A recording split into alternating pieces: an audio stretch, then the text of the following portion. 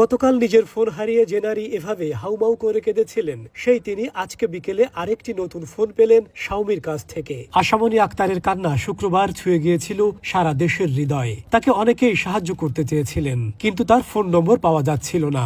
শেষ পর্যন্ত কালের কণ্ঠের প্রতিবেদকের মাধ্যমে আশামণির খোঁজ পায় শাওমি। শনিবার বিকেলে সাভারের সেনা শপিং কমপ্লেক্সে স্বামীকে নিয়ে উপহারের ফোন নিতে আসেন আশামণি আক্তার। গার্মেন্টস কর্মী আশামণির আনন্দ দেখতে নিউজ হান্টও সেখানে উপস্থিত ছিল। আশামণি যে টাকা বেতন পান তা দিয়ে এমন একটি ফোন কেনা তার জন্য অনেক কষ্টের, আর সেই কষ্টের ফোনটি ছিনতাই হয়ে যাওয়ার পর তার যেন স্বপ্নভঙ্গ হয়েছিল।